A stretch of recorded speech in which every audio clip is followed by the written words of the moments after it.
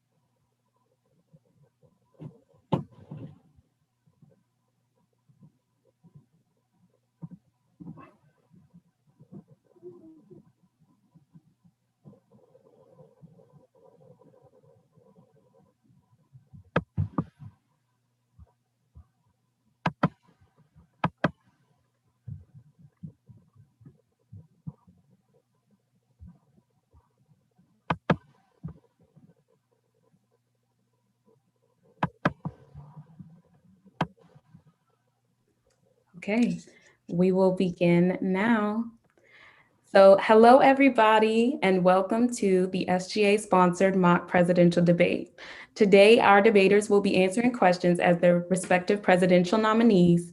For the Democrats, we have Arath Perez, a junior and an English/secondary education major, and Benjamin Lyon, a junior majoring in political science.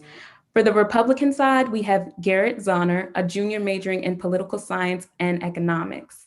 He also currently is the political director of the Maryland Federation of College Republicans and serves on the Maryland GOP Central Committee. We also have Samuel Jones, who is majoring in business law. Debaters, the setup for this event we will pose a question to each side and they will have 2 minutes to answer the questions. After both sides has answered the question, we will give each side the opportunity to respond to the points made by the other side. The moderators for this debate will be myself, Kirsten Whiting, as well as Sarah Fishkin and Paige Trzaska. Without further ado, we will begin with COVID-19. So, how has the president handled the pandemic thus far, and how will your candidate handle it moving forward? I will begin this question on the Democrat side. All right. Thank you. I'll be taking this question for our side. And a small correction is my major is computer science. So President Trump has failed to lead the nation through this pandemic.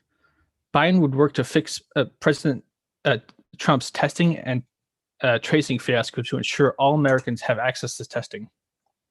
Excuse me. He would double the number of testing sites and invest in next generation testing. He wouldn't leave states, cities, tribes, and territories to fend for themselves for PPE. He would fully use the Defense Production Act to ramp up the production of PPE. He'd also provide specific evidence-based guidance on how to change public policy relative to the level of risk and degree of viral spread in each community. He will also plan for an equitable distribution of treatments and vaccines. For instance, he would invest a $25 billion in a vaccine manufacturing and distribution plan that will guarantee it gets to every American cost-free.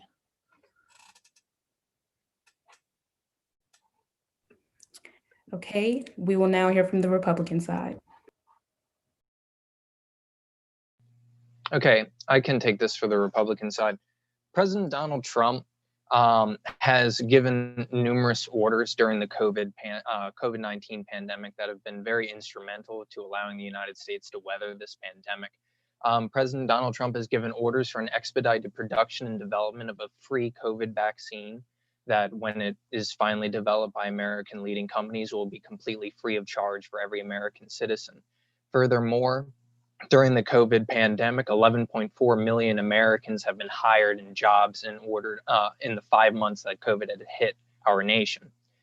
In January, Trump also, once the COVID pandemic was beginning to hit China, he immediately launched a restriction of all air travel between the United States and China in order to limit the pandemic, which was very instrumental to preventing a major outbreak on the west and east coast of the United States, specifically in Atlanta, which is the world's most traveled airport.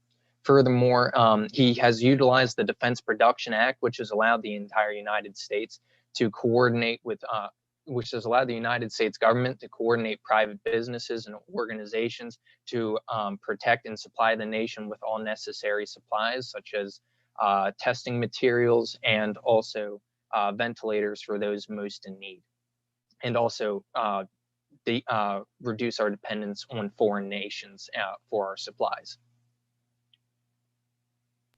Thank you, Garrett. Now we will have time for both sides to answer any points that were made by the other side or question anything. So I heard in the Democrats' opening statement something about Biden having a plan to do more testing. But I mean, under this administration, we're doing more testing than anywhere else in the world. It's something that the president has tried to explain a few times, and he hasn't really done a great job at it, to be fair. But when we do more testing than anywhere else in the world, we're going to have more cases. If you look at, I mean, Italy, right? People say Italy, they don't have as many cases as us. Well, they're not testing as many people, so they're not having, confirmed reported cases. We have the tests. We've had the tests since day one. Several Democratic governors have thanked this administration for sending tests and equipment that they needed really immediately on day one. So I think that's a bit of a contradictory statement.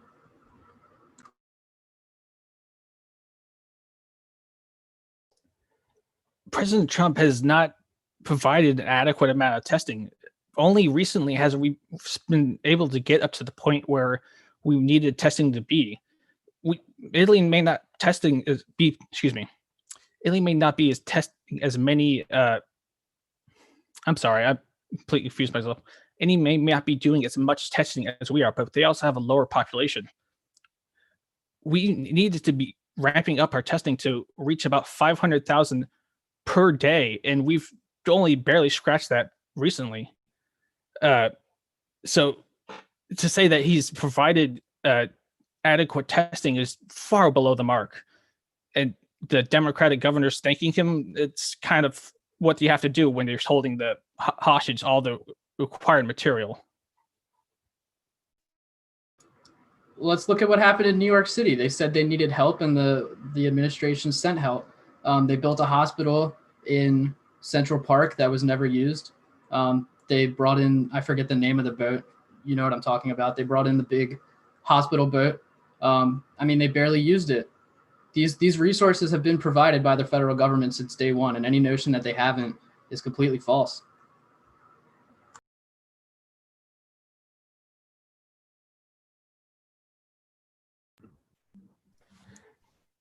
The administration has, I'm sorry. No, go ahead. I was going to ask if anyone had any last comments. Yes, I'd actually like to go back to a previous point brought up during the 2-minute speech. The president only enacted a partial ban on travel from China that only affects Chinese nationals, and it was already too late. The virus was already infiltrated the country, so it didn't even really get the effect that he would have wanted, or anyone would have wanted. But it did prevent a larger outbreak, because the thing is okay, you might have stopped one or two people from coming in, or maybe five, if whatever you want to say, on a smaller sample size. But that wouldn't have, if, for example, if two Chinese citizens came to the United States and they were infected with the coronavirus, I believe the coronavirus has an R value of 1.5, something like that. That's the amount of people that you're likely to infect with it. I might be wrong on that. Check my statistics. But the thing is if 10 Chinese citizens came over that were infected with it, that rate of infection would have been way larger on a larger sample group. So the thing is that even though it might have been a partial restriction on Chinese citizens coming over into the United States, it was very influential in limiting the amount of infected Chinese citizens coming to the United States, or other people or other nationals coming from China into the United States, from infecting the larger American population. All right, thank you everyone for answering that question. Our next question is in regards to police. Given the civil unrest that has been taking place across the country, how will your candidate tackle the issues of police brutality and racism in the criminal justice system? And I apologize, I do not remember which side went first, but whichever last time. Dempsey, so we got the GOP. Okay, so then the GOP can go ahead and answer.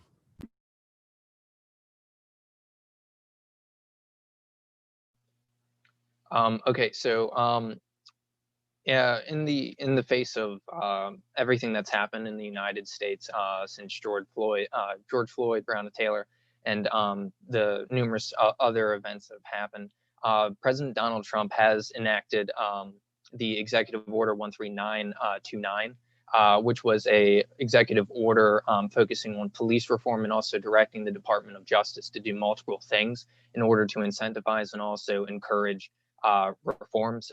The president can't do a wholesale, change of what states do, as that's largely under the control of states.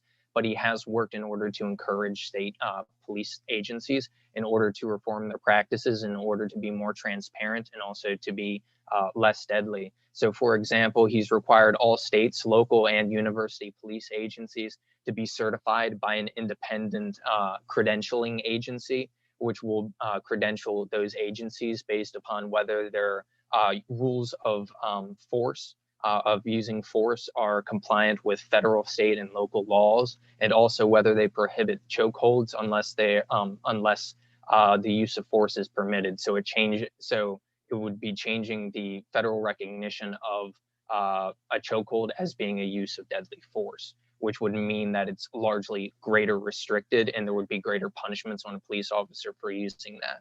Furthermore, information sharing with all agencies on instances of excessive use of force and problematic police officers have also been introduced to allow state agencies and federal and local to have better cognition of problematic police officers, so they can keep an eye on them and also watch them to make sure that they don't continue to be problematic, and also using excessive rules of force on minorities and other American citizens.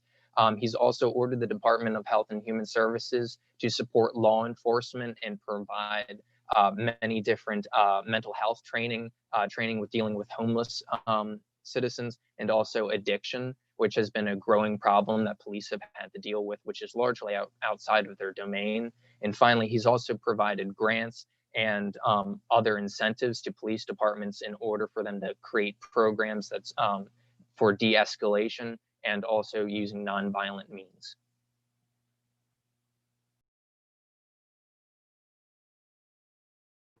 Thank you for that answer.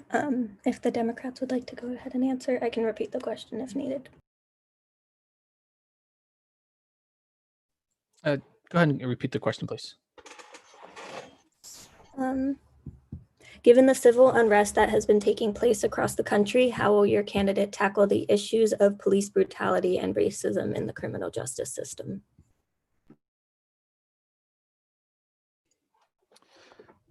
Joe Biden believes that we need to confront racial and income disparities in our justice system and eliminate harsh sentences for nonviolent crimes. As president, he will expand and use the power of the U.S. Justice Department to address the systemic misconduct in police departments and prosecutors' offices. He would use the existing pattern. He would also use the already existing pattern or practice of investigations and consent decrees to address circumstances of systemic police misconduct and to restore trust between police and communities. The Trump administration has limited the use of these tools and set arbitrary limits. Biden would reverse these limitations and appoint a Justice Department leadership who will prioritize using them. He would also establish an independent task force. He would also establish an independent task force on prosecutorial discretion. This task force would make recommendations for tracking discrimination and other problems in our justice system. He would also invest in public defenders' offices to ensure defendants' access to quality counsel. Finally, he would eliminate mandatory minimums and the federal crack and powder cocaine disparity.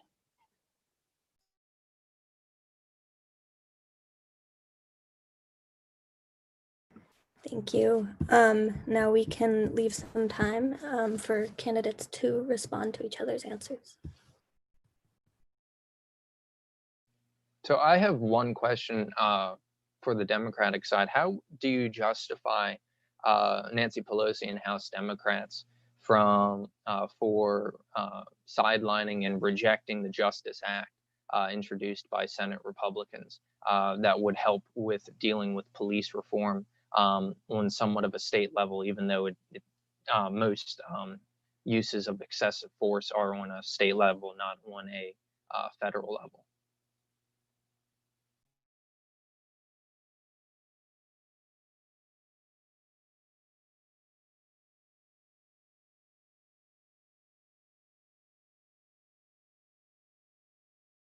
I apologize, I'm not familiar with that particular. So the Justice Act was introduced by Senator Tim Scott. What it did was that it would police departments that refuse to ban chokeholds would lose certain federal funding.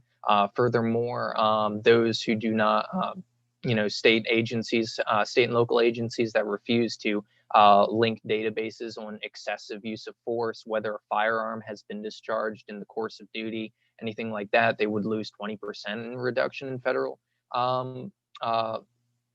aid from the government. So the goal of the Justice Act was to bring about greater transparency and also bringing about more nonviolent measures in policing while using federal monies in order to incentivize that without doing a wholesale mandate.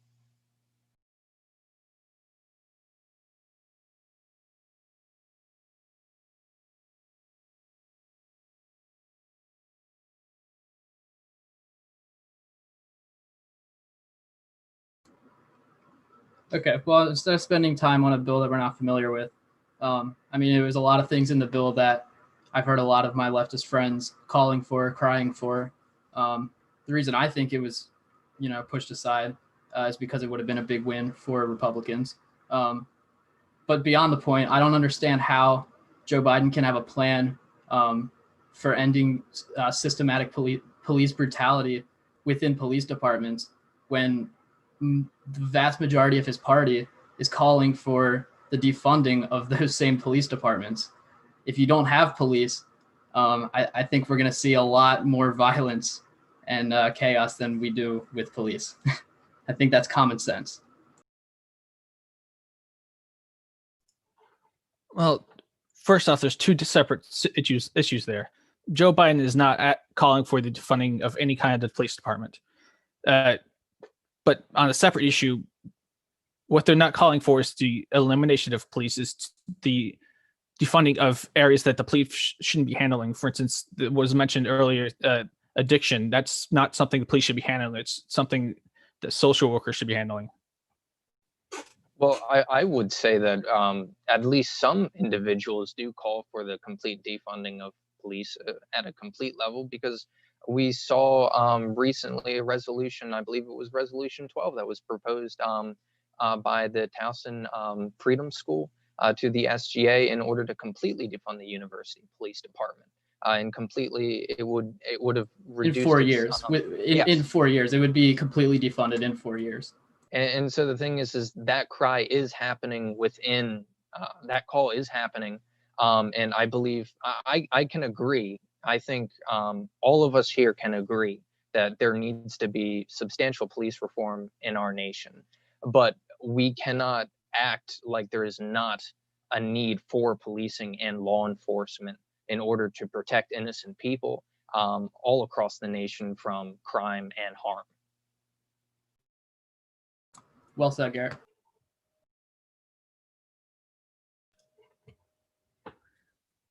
While the call for defunding the police may not have the greatest, say, one-line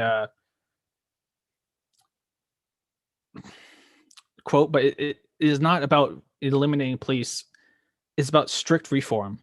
And as for the call for it to defund police on campus, certain individuals do not define the entire party. I completely recognize. No, I completely recognize that. I wouldn't say that the entire Democratic Party advocates for no policing or there being no law enforcement in the nation. I would never say that, but it is important to recognize that there are individuals that are calling for it, and the Democratic Party needs to have a very organized plan about what they want to do for policing. And because the Republicans, as I said, we put forward the Justice Act that would have provided substantial incentives for state and local police departments and policing and law enforcement agencies to enact serious reforms. It would have even curtailed qualified immunity, which was a major thing that leftist advocates have been calling for. And a lot of Republicans were very against, but they still were able to compromise and put that in the bill. And Nancy Pelosi and her Democratic colleagues in the House refused to even debate on it.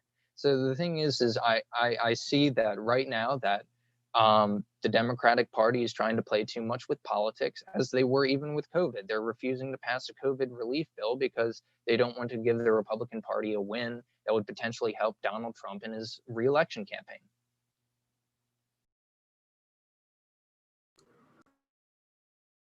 Yeah, I mean, if this is a bill sponsored by any Democrat, it's passed today. And I mean, of course, I don't have statistics to back it, but I mean, this is a bill that, I mean, it is what left America is calling for. And I mean, I was all about it. I couldn't have been happier with the bill. Are there any more comments or questions on this subject from either side? If not, thank you guys. Those were very, very good words. And then our next question is in relation to the Supreme Court. So given the confirmation of Amy Coney Barrett to the court, do you think the Democrats will pack the court? And I believe GOP went first, so Dems, you're more than welcome to come. All right. While the voice for packing the court is growing the Democratic Party, Biden is not a fan of this idea. He would instead appoint a bipartisan commission to look at the issue of how to deal with the Supreme Court. The commission would look to the opinion of constitutional legal scholars on the best actions to take for the Supreme Court. It is important that the rights of Americans and access to This is important as the rights of Americans and access to healthcare are on the line. Appointing 3 justices to the Supreme Court should not radically alter or remove rights from every American that they have fought so hard to gain.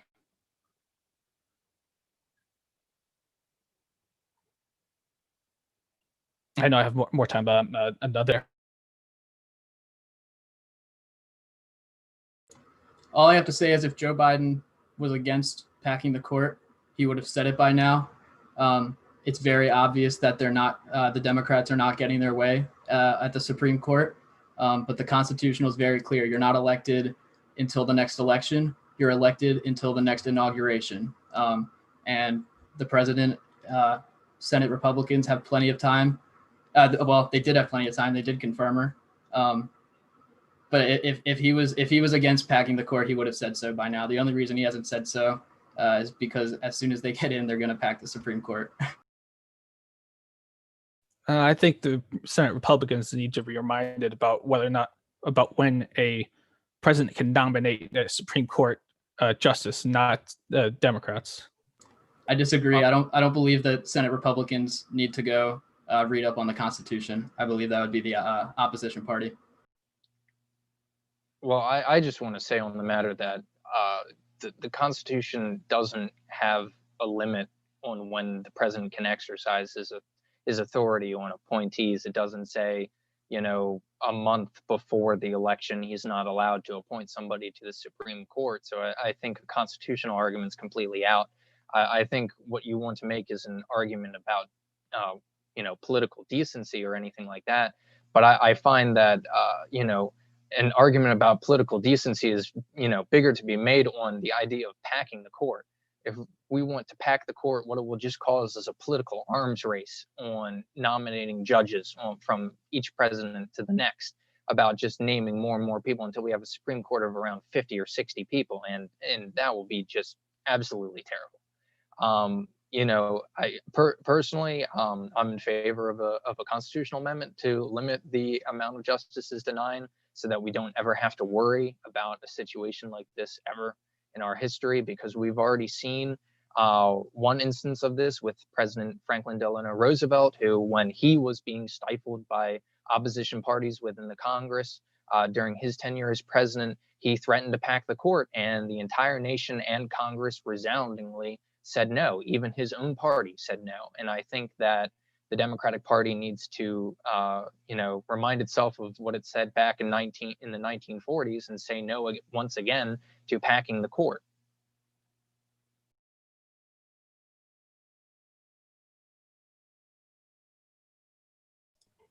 So, under the Constitution, the Supreme Court does not have a set number. I can see you shaking your head no, but it is correct. There is no set number on the Supreme Court. That's what I'm saying. I was saying, yeah, no, there is not. Oh, I'm sorry. I apologize. I apologize. I lost my train of thought. You were saying there is no limit on the amount of justices on the Supreme Court. Look, this question is simple. If you guys aren't okay with Donald Trump appointing 3 justices, then why are we going to be okay with Joe Biden putting in as many as he wants? The clear difference here is that Trump has constitutional authority to do so because there were 3 vacancies during his presidency, whereas Joe Biden would be adding vacancies so that they could get the results from the court they want. It's so logical.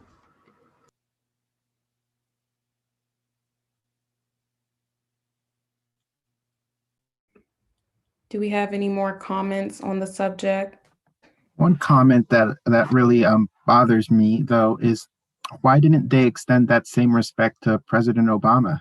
Like, he had the ability to fill the court. I think it's a bit even to do so.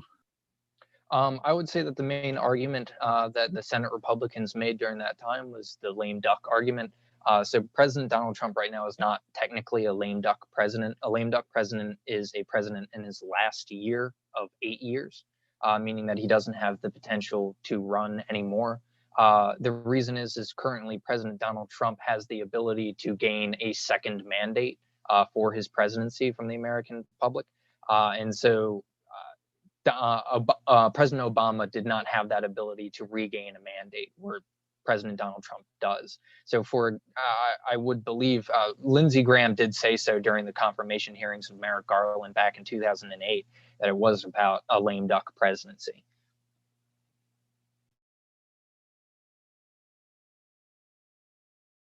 Sorry, 2008. I believe we're talking about the. Yeah, sorry, not in 2008. Sorry, but I forget when Merrick Garland's. What was it? 2016, 15. 16, yes. I believe Lindsey Graham also used said that to use his words against him, to never push forward a nominee in the middle of a election year. Should we not hold the Senate Republicans to their own words anymore? So would that be an election year of including midterms, or is clarification? I assume he means just the presidential election, but take it as you will. I would say that I would say decency would say not a lame duck presidency. As I said, the mandate is the biggest problem. Whether or not a sitting president can reclaim a mandate or not from the people. That's all I really have to say. Considering that the nomination was brought, I believe it was 10 months before the presidential election, I hardly see how Obama did not have a mandate to actually put forth his nomination for. Sorry, go ahead. No, I was just going to say I completely. I'll admit Obama had every authority to name somebody to the Supreme Court. He's vested in that by the Constitution. Whether or not it's a right time to name somebody, that can be debated. But he had that authority. That's not the question. Neither is it that whether President Trump had the authority to do it. But the thing is I can't think of any instance in political history, in American political history, where an opposition party in control of the Senate permitted a opposition vacancy to the Supreme Court during an election year, or even a lame duck presidency election year. Actually, if I remember correctly, I believe there was 2 or 3 that were elected in an election year. Nominated in an election year and made it through nomination by an opposition party who had control of the Senate. Yes. Okay. That was before Brett Kavanaugh.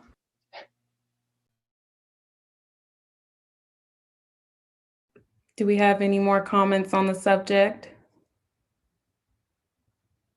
Okay, so we will be staying on the topic of the Supreme Court. And the next question. The court is set to hear a case in which President Trump has instructed the Secretary of Commerce to include a question regarding citizenship on the census. Why is your candidate right and make the argument that they make, and why is your opponent wrong? For this question, we will be beginning with the Democrat side, I believe. No, I believe we go to the GOP this time. Guys, we will be beginning with the GOP side. So the Supreme Court ruling in June, because it happened back in June, on DACA, is complete erroneous precedent. It lacks complete clarity. The Supreme Court said that he was not able to include, not on DACA, I mean on the citizenship question. On the citizenship question was unconstitutional because the Department of Commerce reasoning was bad. And so the thing is that's just a complete overreach from the Supreme Court to decide whether or not the executive can include something in the census, because the Supreme Court's duty is not to decide whether or not the reasoning to include a question is good or not. It was whether adding such a question is unconstitutional. But we have precedent from countless times when the citizenship question was included in the census in the past, and no party had ever had a problem until now. And so I find it completely lacking complete clarity and complete legal logic why the Supreme Court decided that just because the Department of Commerce didn't give a good enough reason for adding the citizenship question is not good enough to have it on the census itself.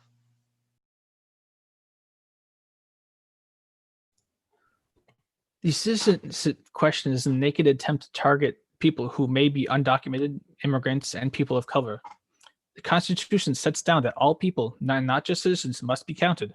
This is wrong and goes against American values as a nation. The Trump administration wants to use this as to misrepresent the will of the people and imbalance democratic representation. This is perfectly within the Supreme Court's let's say bailiwick to determine the constitutionality of it. Prior questions simply were not questioned, and I don't want to guess into why they might have not questioned the previous attempts. But sorry.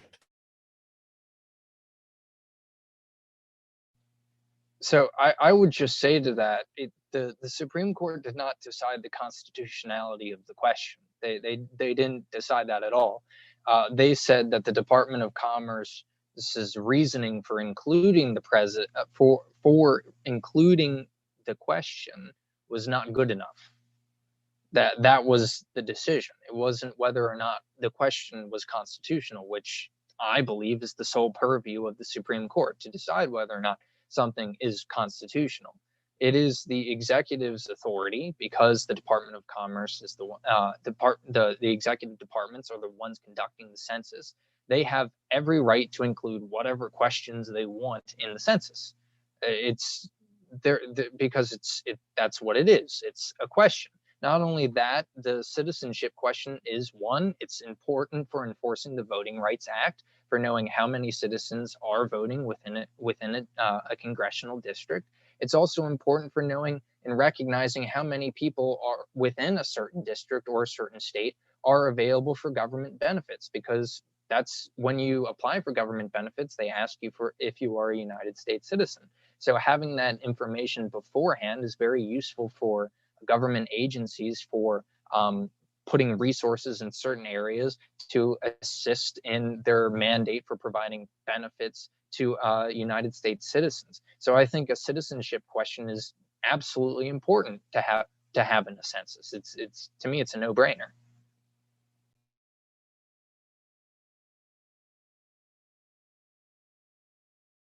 Also, I don't believe if they answer no, I'm not a citizen, we're not counting them. That's just a question so we know who's a citizen and who's not.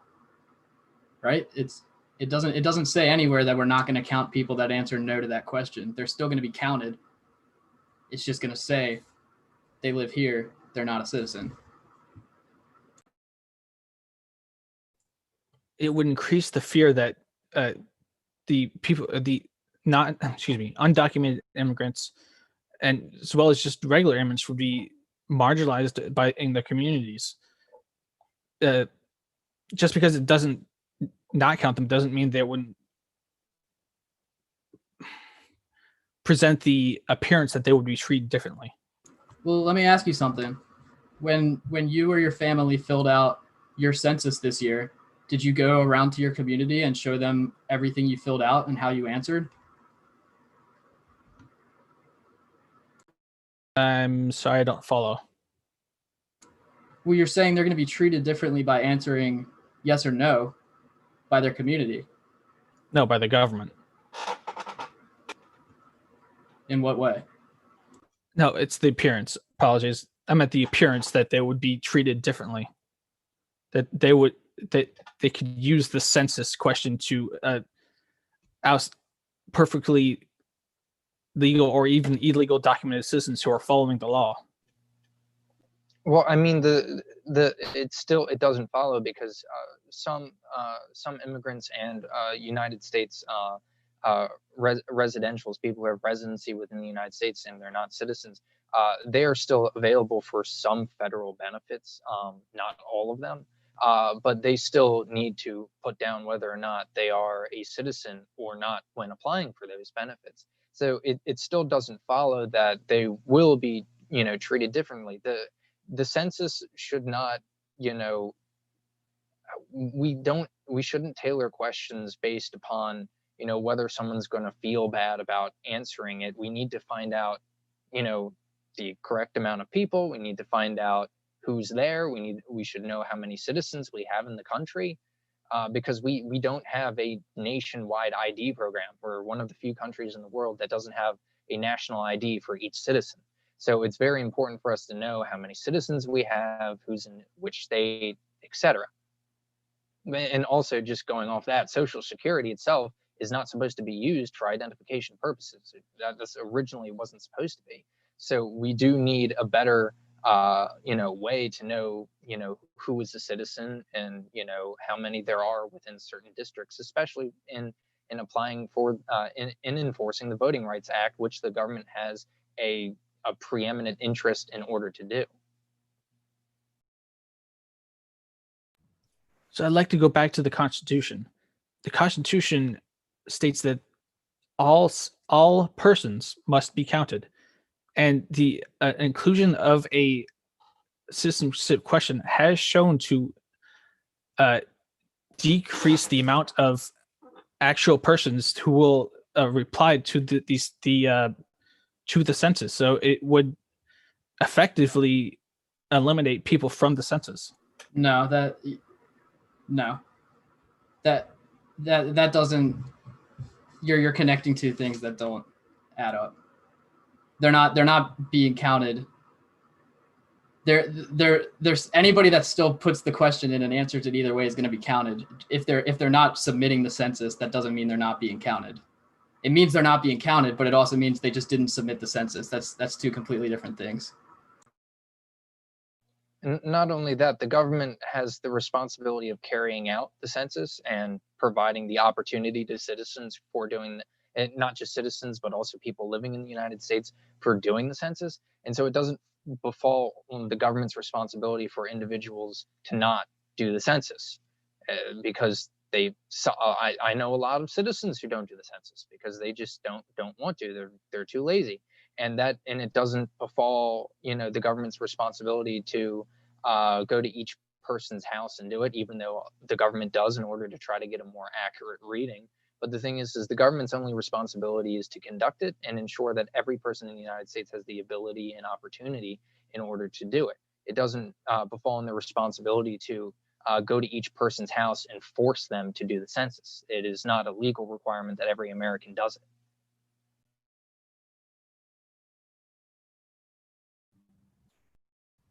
Is there any other discussion on this topic before we move on to the next? No, I'll take that as a no. Okay, so next topic, we will be going on to healthcare.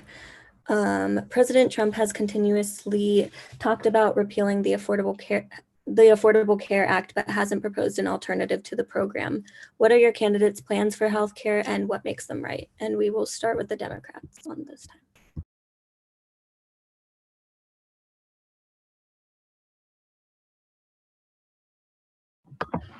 So right now the ACA is in peril, or I should say more like in risk, because it's possible that the Supreme Court gets taken down. And so Joe Biden does have a plan to like build on Obamacare and give them choice, healthcare cost, making sure that our healthcare systems are less complex to navigate, and increase the value of tax credits to lower premiums. And he does not want to ban private insurance. He just wants to have a public option that's similar to Medicare. And so people can choose what's something that's best for them so that they can have the right to healthcare and not pay thousands of dollars on cost and, get the health that they need. And also, how are you going to pay for it? You might ask. Well, we have to roll back the Trump tax cut that was at 20% and go back to the 39.6% that it was, something like that. And and we need to close down the loopholes and also make sure that we close, especially on the capital gains taxes. Those are they get away with the wealthy, they get away with not paying their capital gains tax. So if we were to enforce those payments, then that will definitely help contribute to pay the healthcare system.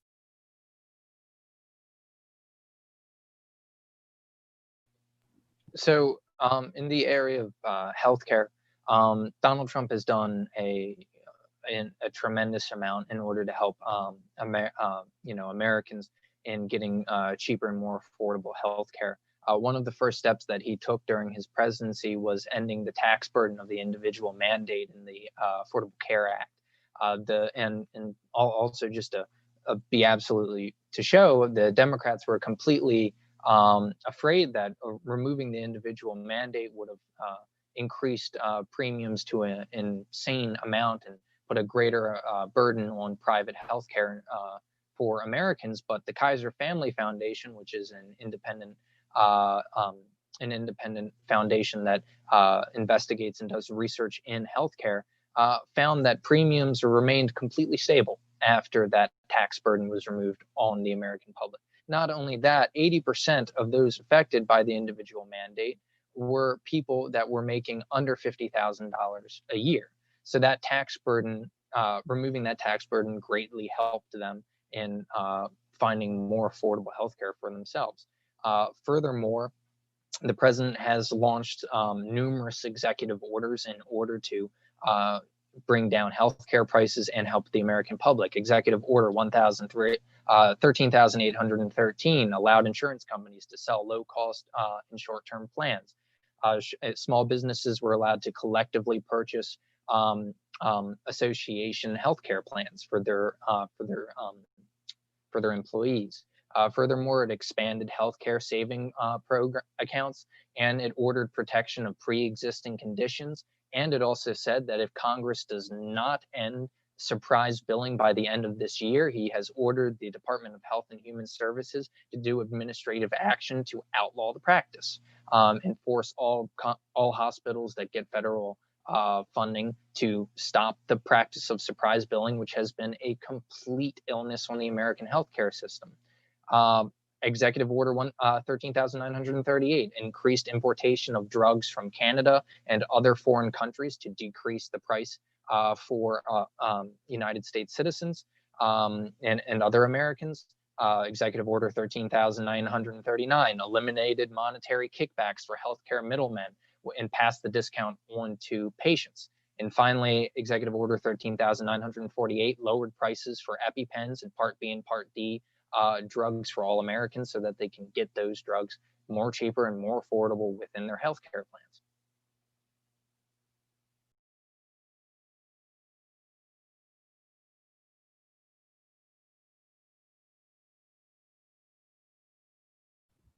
Are there any more comments on this? Well, one of the issues is how do we know that everything is going to get covered? We want to make sure that people get coverage for any array of issues. Some health insurance don't cover certain things, and I think it's best that we work in a way that makes sure that we cover virtually everything. Except that it's not realistic. Think about it. If let's say I'm a school teacher, and let's say there's no government insurance whatsoever, no publicized insurance. So let's say I'm a school teacher, and let's say you climb telephone poles for a living. You change the bulbs at the top of telephone poles. If you and I have private insurance, we're going to have very different looking insurance, right? You're going to probably have tons more health benefits if you fall and get hurt, or worse, your family's going to be taken care of a lot more than, me as a school teacher with my plan. My point is that that health plans should be very specific for what people want. Okay. So I should be going and finding a health plan that works for me, that I can afford. I shouldn't be paying every paycheck taxes for other people's healthcare that covers them for everything under the sun. That makes no sense. It's not realistic. It's going to raise our taxes. There's been studies. I don't know the numbers. I'll have to look later, but it's going to be very, very, very expensive for what you're saying to cover everything under the sun. It's not realistic.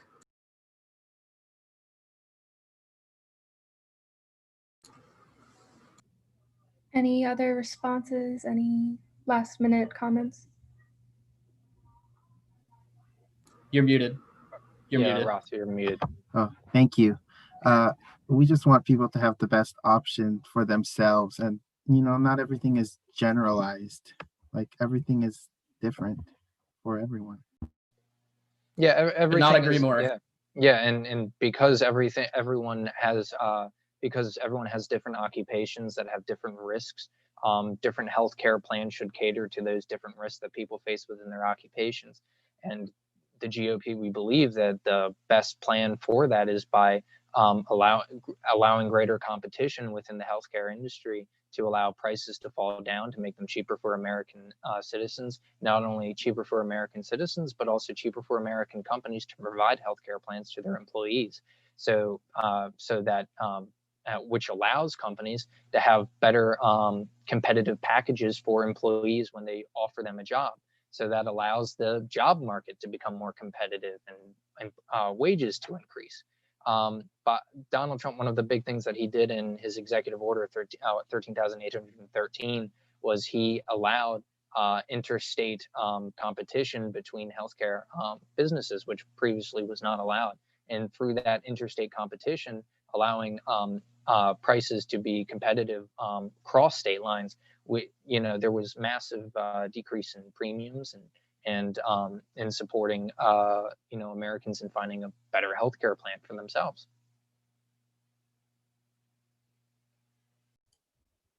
Competition among healthcare providers has already existed, and it's not shown to bring down prices in any significant amount.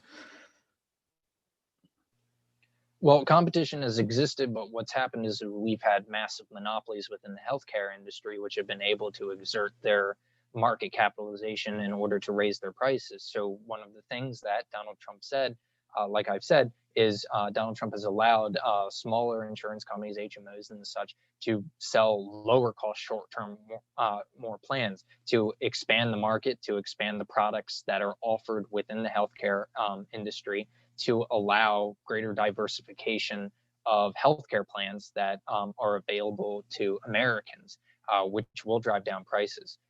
Furthermore, I would like to see the amount of healthcare companies in the United States rise, break up some monopolies or anything like that. Because right now, the United States government, we're going after big tech companies. Google has just had a case been brought against it by the DOJ, I believe. So the thing is healthy competition within the United States government. Within the United States, any market is very important and in the best interests of consumers and American citizens.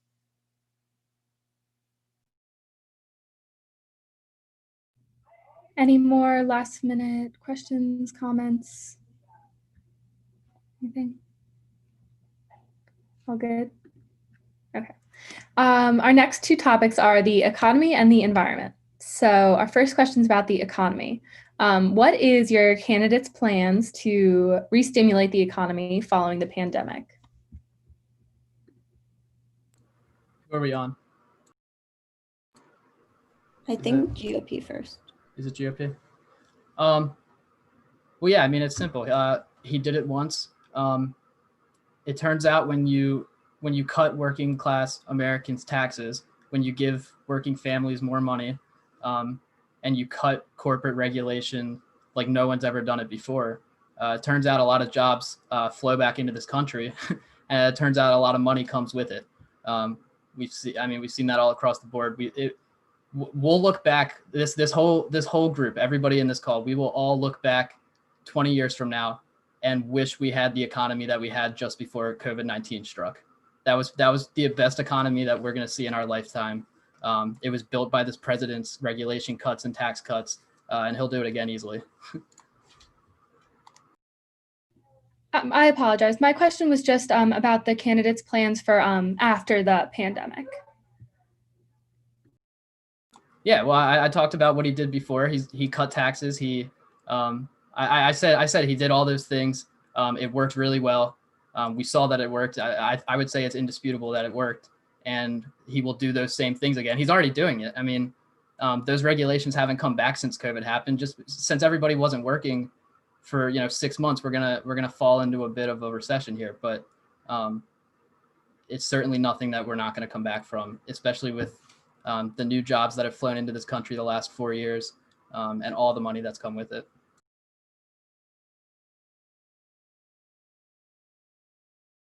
Does that make sense? Did I answer the question that time? Cool. Yes, thank you for the clarification.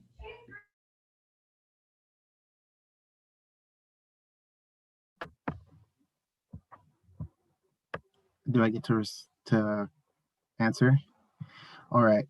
So the economy was not working for lots of Americans before the pandemic. Like there were people who didn't have adequate jobs, and they're not working, and there will no be any tax increase on anyone making less than $40,000. That's just not how it's going to go. But there is going to be economic recovery legislation that's bold.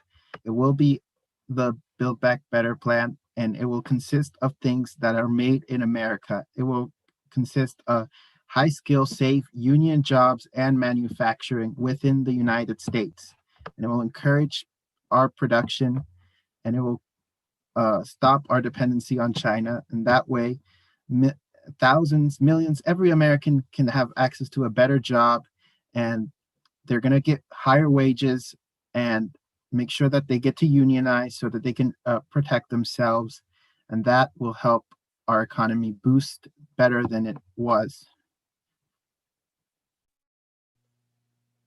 So one of the things I would question on that is largely how is I understand the value of a good high paying union job, but good high paying union jobs is one of the reasons why we have outsourced and offshored our companies to China and Japan. That's undisputable. United States workers are more expensive than having something built in another country where they are paid pennies on the dollar. So does Joe Biden have a plan where he's going to attack China and impose monetary sanctions or something of the like on United States companies or China itself for offshoring? Because until there is an actual plan to prevent offshoring, then providing high-paying union jobs it's going to do is it's going to drive companies out of the United States. Well, we should definitely crack down on any company that tries to outsource and hold them accountable. They must be held accountable. And all of our basic goods that we have, a lot of that should be made here in the United States. It gets made too much from elsewhere, and that will be done by helping people who are in the higher brackets. They need to pay their fair share, and we can help address that. But like I said, what exactly is going to be Joe Biden's response to companies that do that? You said that there will be accountability, but exactly how? Because we've seen Donald Trump has taken initiative with negotiating directly with U.S. company CEOs such as Apple and what's the name of that air conditioning company that I forget that he brought jobs back to U.S. states for. But not only that, but he's also been protecting American farmers against cheap Chinese imports, and he's also been imposing sanctions on China, not just for that, but their completely hostile trade practices, such as their currency devaluation, which keeps their goods so cheap, which is the reason why we keep importing them and keep sending jobs offshore. So we see that Donald Trump has a plan in order to combat China on there. Where is Joe Biden's plan to prevent that offshoring and China's dominance in the world economy? Well, he will use tariffs and actually have a plan together. He will try to address that. And I don't think... So he'll continue the trade war with China with tariffs? Well, he will work on an agreement with... we need to be reasonable, but I don't think the administration right now has been as reasonable as we could be on this issue. Okay, because just some other things that Donald Trump though has been proposing in order to help stimulate the economy, which he's been promising in his Platinum Plan, which is his own kind of contract with America. He's been promising $500 billion in infrastructure funding and contracting opportunities for private businesses in order to help stimulate growth and also build America's infrastructure and modernize it. Furthermore, he's offered $20 billion towards broadband and internet access to improve classroom connectivity, and also rural America, which is in desperate need of high-speed internet so it can be connected with the rest of the country. Furthermore, Donald Trump has proposed $400 billion offered in lending to small businesses and also targeting specifically minority-owned businesses to help grow minority-owned businesses across America so that we can continue having the lowest Black, Hispanic, and minority unemployment in the history of the United States. It's really important to have this targeted investment across the United States so that we can lift up every community in the United States together. And I think Donald Trump provides that most comprehensive plan. And Joe Biden's plan of increasing taxation, doing public works programs without really outlining exactly what he wants to do. And also not just that, but his pandering on fracking and not knowing what he wants to do with natural gas and oil. I think, Donald Trump provides the most clear and comprehensive plan for the United States economy.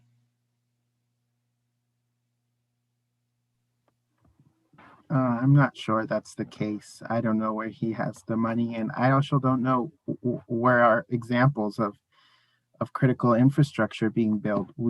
I don't think we've seen that. We haven't really seen. These are proposals. They haven't happened yet. These were proposals, and the Democratic House hasn't allowed them to go through yet because they don't want to give them a win. They're proposals, but they haven't done anything. They have had their time. They even had 2 years before to do this, but well, we weren't having the amount of I could concede to you on critical infrastructure, but the other amount of investment and lending, specifically targeting small businesses, was just needed now. Because we weren't in a recession during the first 2 years of Donald Trump's presidency, so that amount of lending and investment wasn't really needed. Right now, it's needed to stimulate the economy in conjunction with some tax cuts in order to provide Americans with more money in order to spend, which will, be taxed by local governments and sales tax, which will allow for more funding and more spending on, states to invest in their own infrastructure and also state programs. I'd just like to bring up a prior point you brought up about Trump's, as you call it, the China trade war. Unfortunately, it's been a failed policy. It's cost Americans jobs, and the air manufacturer you brought up, whose name I can't remember either. Those jobs eventually did go away anyway. They were phased out, and his deal with them ended amounting to nothing. So what I would say, what I read was that the original amount of jobs that he promised wasn't as high as what actually came back. I didn't see that they were completely phased out. I don't know, but I just saw that it wasn't the amount that he completely promised. But I would say that the manufacturing industry under Donald Trump had created nearly 500,000 new jobs. There were 625,000 new construction jobs that have been created since President Trump took office. And there were more than 1 million more job openings than unemployed persons in the United States during his presidency. So I can hardly say that, the economy that he built is, ineffective or not doing anything for the average American. Except it's not really the economy that he built. Recently, I'm afraid I forget the article. I have to bring it up later, but the economists, I believe it was 12 economists, spoke out and said that this economy that President Trump has right now is the one that was left to him by Obama. So I would completely disagree with that, largely because everyone likes to say that Obama was the one that fixed the subprime mortgage loan crisis that happened, the 2009 Great Recession. But it really was not. in all honesty, the person that saved the United States economy was George W. Bush. George W. Bush was willing to completely sacrifice his whole reputation in order to allow Henry Paulson, as Secretary of the Treasury, and Ben Bernanke, his Chairman of the Federal Reserve, to do absolutely whatever was necessary in order to pass legislation to save the United States economy. It was not Barack Obama that laid the foundation for the TARP Act. It was not Barack Obama that laid the foundation for the amount of stimulus and protection for American banks that happened. The American banks were bailed out and saved by the hard work of Henry Paulson and Ben Bernanke. It was who were Republicans. It was not Barack Obama who did it. He inherited the saved economy that George W. Bush was willing to create. I just find it a complete falsehood. The saved economy, at the end of George W. Bush's presidency, we had one of the largest recessions this country has seen since 1932. And who was the fault for that? I would say it was Bill Clinton, because Bill Clinton was the one who completely deregulated the banks in the 1990s to allow the subprime mortgage crisis to accrue to what happened. What happened was he deregulated the banking industry. They sold the amount of subprime loans, that subprime mortgages, that completely poisoned the United States economy. And when it finally erupted during President Bush's term, he authorized Henry Paulson, his Secretary of the Treasury, and Ben Bernanke, the Chairman of the Federal Reserve, to do whatever was necessary to save the United States economy from completely toiling over. They passed the TARP Act. They conducted quantitative easing for the United States economy. It was them who did it. It was not Barack Obama. He just inherited the policies that they did. I'd like to point out that, yes, you're correct. Clinton did deregulate the banking industry. However, President George W. Bush had 7 years to fix that problem. I would say the amount of people who did predict the subprime mortgage loan crisis was, a handful of people. Everyone had complete confidence in the banks, and not just that. It was even harder to predict it because of the amount of shady dealings that were happening within the banks, which made it hard for the government to understand truly what was happening. And the regulations that were placed on after the recession had begun under President Bush in his enactment of TARP and the other things in order to save the economy. Those are the things that saved the economy. It was not President Obama's presidency.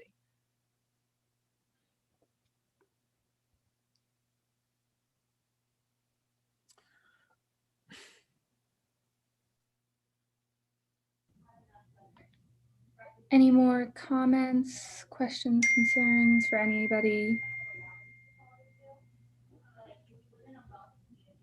If not, we can move on to the next question.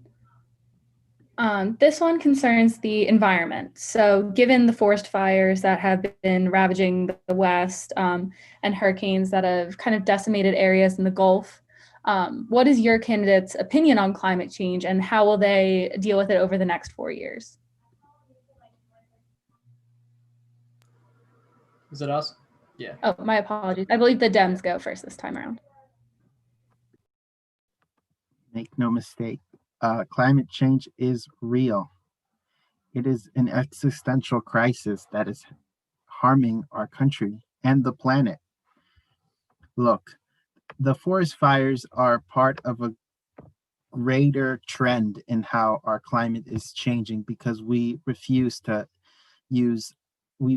move to sustainable energy, and we refuse to crack down on fossil fuels and move towards away from that. We should not just be using that. We're going to have 40% of overall benefits in expanding areas of clean energy and energy efficiency development. And also, there is a tremendous racial wealth gap, and communities of color tend to be hit the hardest with climate change. And we want to make sure that we build affordable homes and stuff. And also, we want to make sure that we do that. And how are we going to do that? With a federal investment of $1.7 trillion over the next 10 years that will help address climate change, because this is the number one issue that we really need to be addressing right now. Okay, so here's the problem. We live in a country where we have leftist celebrities who fly first class anywhere they want to go anytime, but tell the rest of America, you know, we have to get rid of airplanes by 2040. And what's the number you said? 1 trillion, something trillion. That's a 1.7. $1.7 trillion taxpayer burden on the American people. Yeah, the Earth's getting hotter. We have to do something about it. But carbon emissions in the United States are down over the past 4 years. So if Donald Trump hates the environment so much, then he must be really, really bad at it. First of all, there are no legitimate options. We use airplanes and we use boats because there's really no other option. We need to strive for other options. And also, I was going to mention the last point you made. Can you remind me what it was? What did I say? What did I say? I don't know. Who knows? I said, I don't know, because I don't remember what you said now, and I was just responding to what you said. You know what will actually be a burden on the taxpayer if we don't address it soon? And then it will be more expensive, and then it will be even more expensive because we didn't address it in the first place, and we were busy trying to accommodate or cozy to the big oil and other, big polluters, because we were busy trying to help them instead of actually helping regular people and helping the planet for future generations. Right, but you made the point that we should be striving for other methods of transportation. I can't see any way of absolutely killing innovative competition than establishing the Green New Deal in this country. I mean, how are we supposed to be innovative coming up with new technology when, any business that's trying to start up is getting taxed to hell? We need to roll back the tax cuts on Trump's tax incentive. Right, I'm saying that'll hurt. Businesses were innovative long before the Trump tax cut was enacted. In fact, you could pay for the entire plan with one Trump, or the equivalent of one one Trump tax cut.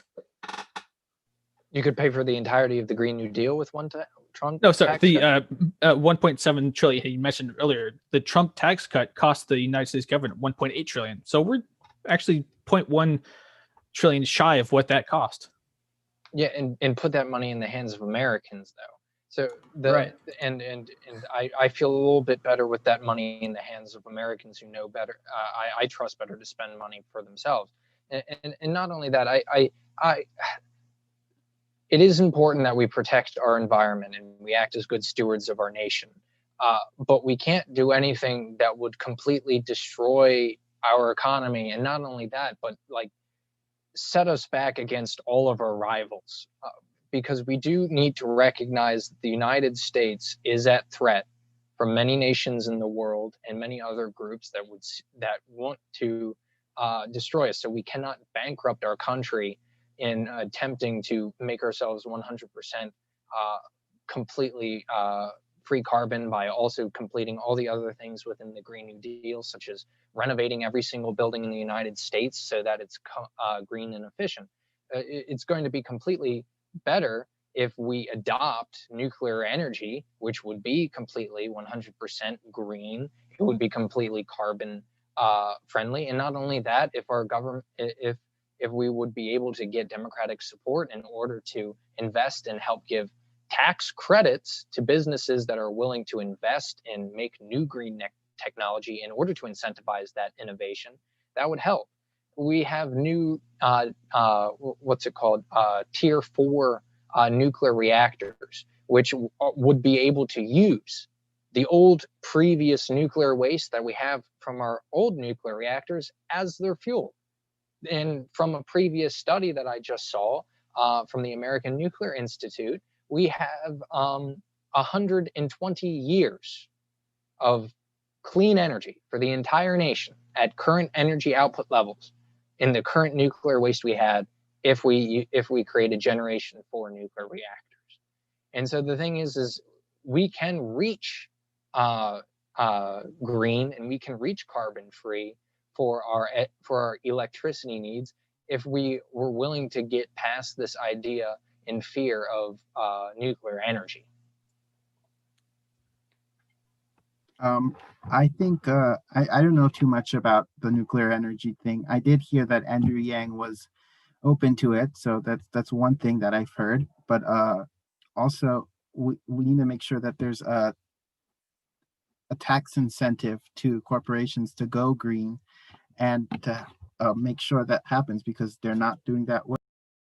I can completely agree with that. I think tax incentives for green technology and not just that, for citizens putting solar panels on their house or using geothermal or any other thing would be a great idea in order to incentivize people. But putting mandates and or tax burdens on people for doing that is the wrong way, because it's just going to get robbed people up. For example, California's plan to make it illegal to sell new what's it called, gas powered vehicles by 2035, was it?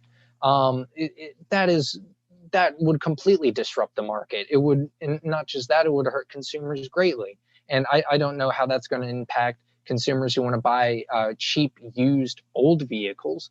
But the thing is we need to incentivize businesses and citizens in order to go green, and not punish them and make them reprobate for not doing so.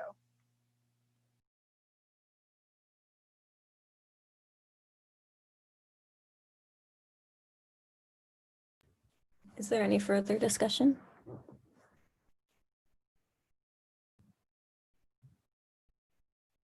I will take that as a no. So the next topic, we are on to cybersecurity. So I believe we start with the GOP this one. And how will your candidate take on issues dealing with ensuring the safety of American citizens' online privacy?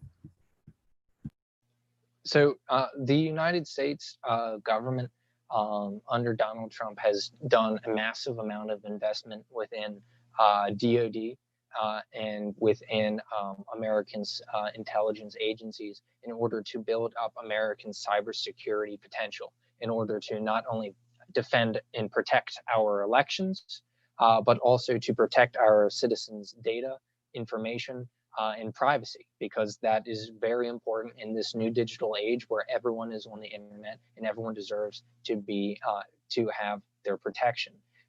We are also going after big tech companies that are going willy-nilly with American privacy information and selling that to the highest bidder. As you previously seen, one of the things that is going on with the Google monopoly case right now in the DOJ is Google's handling of Americans' privacy and Americans' private data, and what we see, what we do, and how we use the internet.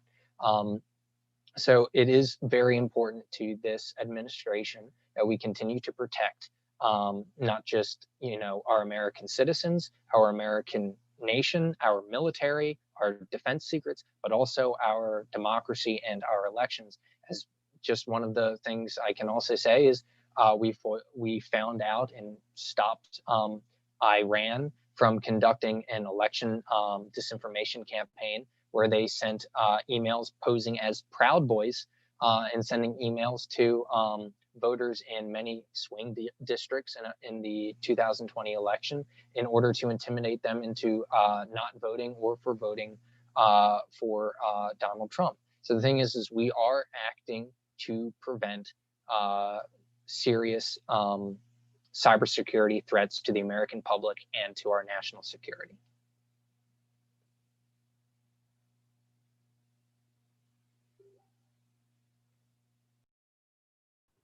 If the Dems want their 2 minutes to reply to that.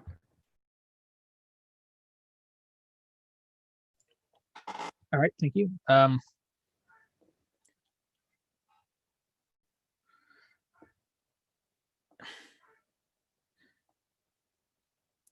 Unfortunately, I'm gonna have to admit, Joe Biden has not said a lot on this subject that I could find for our position, unfortunately. But what I do know is that the Democratic platform for 2020 has that we'll be pushing to pass federal data privacy legislation, in particular expanding privacy protection for students. It calls for updating the Electronic Communications Privacy Act, the ECPA, to give digital content the same privacy protections as physical content. I'm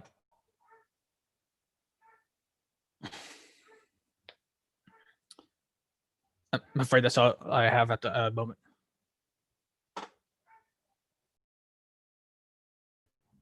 Not a problem. Does anyone else want to chime in? All I can say, there are a few things that I can list off also that Donald Trump has done that have focused on cybersecurity and protecting the United States. So Trump has signed an executive order directing the creation of programs to grow and strengthen the cybersecurity workforce within the DoD and within Homeland Security. He's promoted cybersecurity work within the government, incentive work packages for people with cybersecurity skills. He's encouraged widespread adoption of the cybersecurity workforce framework created by the National Initiative for Cybersecurity Education. And he also created an executive order which aims to close the skill gap in cybersecurity for cyber-physical systems that our defense and critical infrastructure rely on, such as, for example, our power grid system, which could be at threat of a cyber attack, which a foreign adversary could, turn off or on. And for example, the impact that just turning off the American power grid system could have on American lives would be detrimental. Hospitals would go offline, ventilators would go offline, American security would be put at risk, highway lights would go off. And also not just that, road lights, red and green lights on the road would also stop, meaning that there could be car accidents and other things like that. So we have been constantly investing in building up our critical infrastructure program within our cybersecurity framework in order to ensure that the United States is top and ready and able to protect itself on all fields that are in modern warfare, cyber or physical.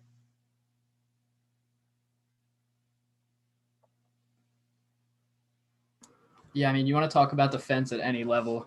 This is a president that's built American defenses like really no one's ever seen before. Whether you look at just the building of the military as a whole, the southern border. Obviously, Garrett listed a lot of things on cybersecurity, but if just in defense in general, I think it's a pretty clear choice between the two candidates of who's the Homeland Security president.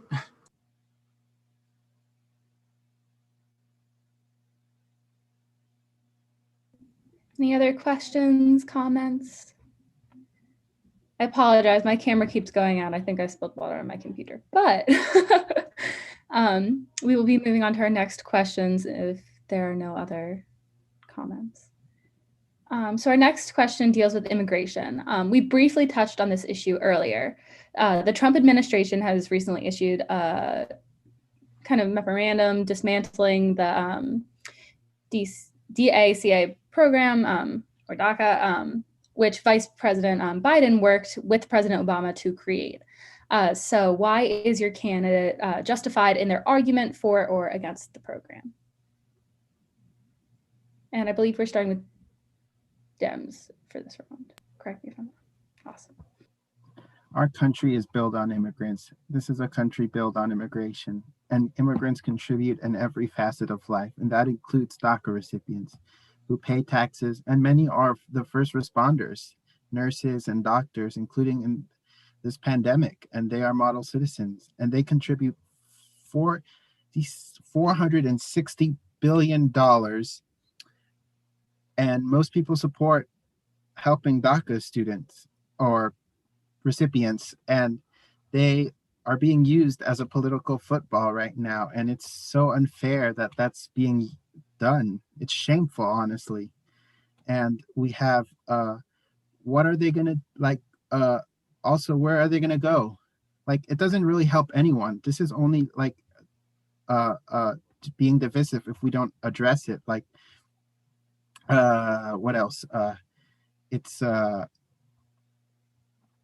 gonna hurt our economy because DACA recipients help the economy, and also our administration is going to help make sure that there's a within 100 days that there is a pathway to citizenship and in a comprehensive immigration plan that will be carried out.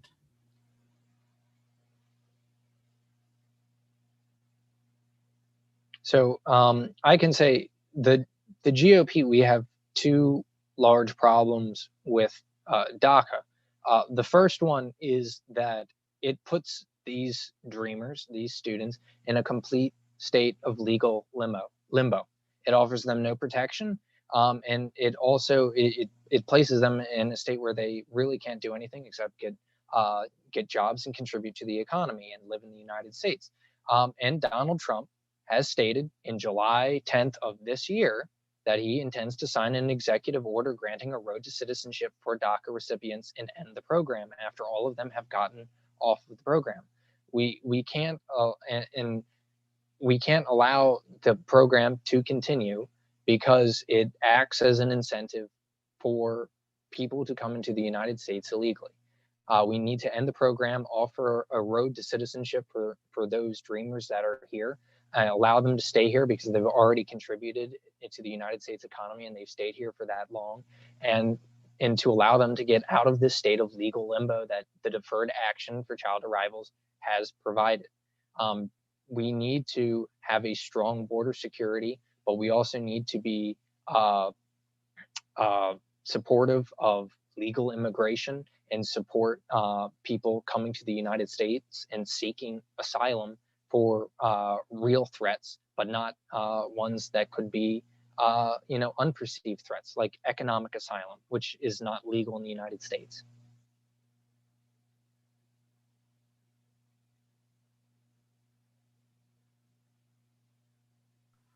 Well, certainly we want to protect our borders. I think it's important, but we can do it without the rhetoric and without separating families and having them, and to like make sure that they don't have to be separated in cages. Those kids that are in asylum right now, they're not with their parents. They should be with their parents. And Trump says these things, and what bothers me is where's the action? Why hasn't he done anything from that? Like, he says things, but I don't see any concrete action any of these issues.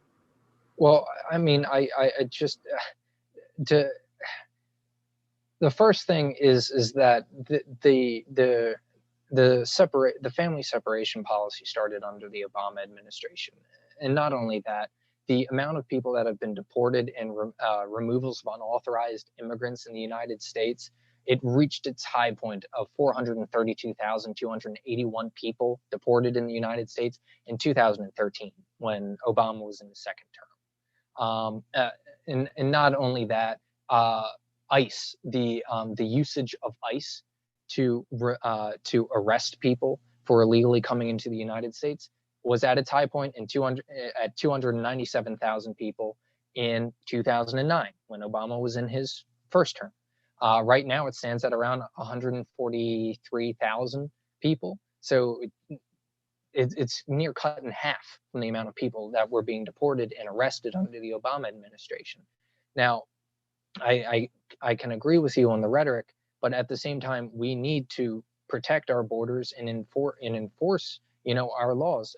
We have people coming to the United States, risking their lives, and which is recognized. But the thing is they are still coming in illegally, which is a crime under the United States Code.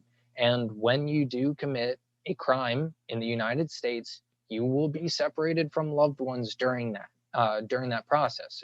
If I'm arrested for domestic abuse, or if I'm arrested for stealing something, I'm going to be put in jail, and I might not see my son or my daughter or something like that. So the thing is we can't say that it's not normal, because it is something that happens regularly in the application of regular law enforcement in the United States.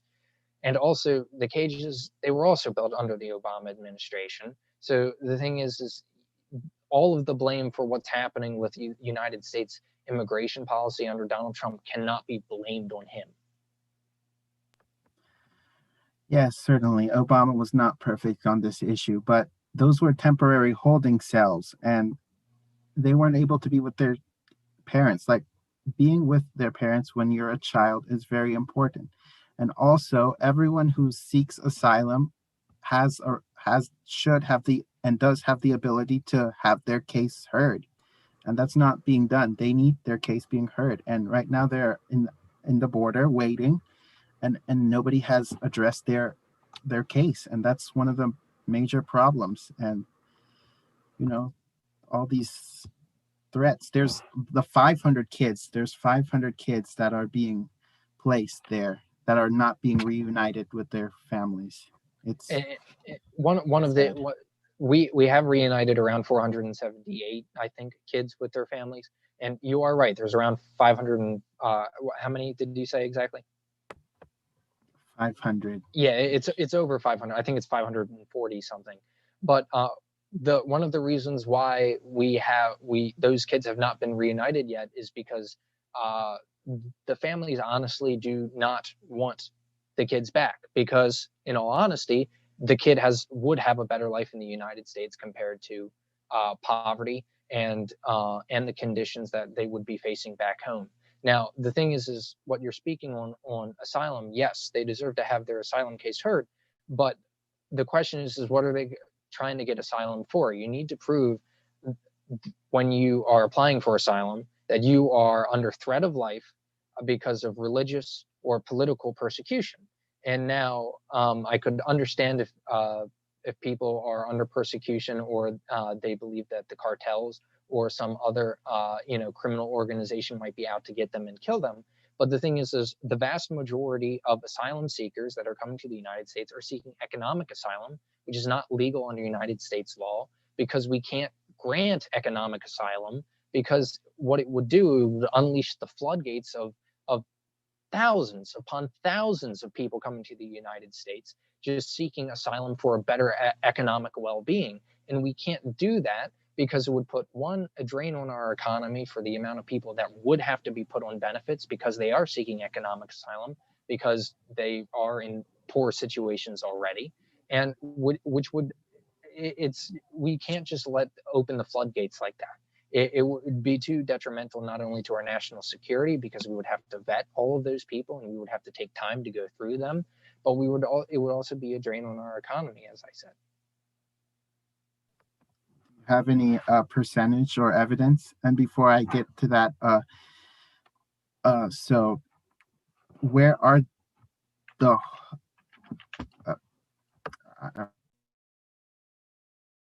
I think you muted yourself. So according to CIS.org, 63% of non-citizen households access welfare programs. So 63%. And those are just non-citizen households. Now, more than 50% of all immigrant households receive welfare benefits, compared to only 30% of native households in the United States. So you see right there, if we did open up the floodgates to economic asylum, which would be people under the poverty line, people who don't have skills and stuff like that, that percentage would be way, way higher for them, because they would need those benefits in order to support themselves when they get to the United States. Because one, I doubt they would understand, they would not know English. They would not have skills that would be needed in the job market, at least in certain sectors. They might be able to find manual labor somewhere, but there would be great detriment to those people trying to find jobs and acclimating to the American economy. We don't want to have these people become a public charge and not be able to support themselves within the United States.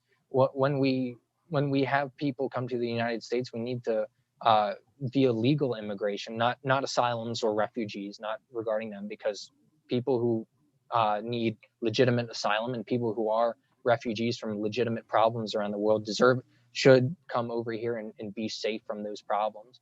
But the thing is just people who are seeking economic asylum or economic support, it would be outlandish to allow them all. A lot of these migrants in Central America are facing violence in their country, and they are having issues. They have legitimate issues, and they should be heard. It's not just, and also nobody in there is, they're starting their lives from scratch also.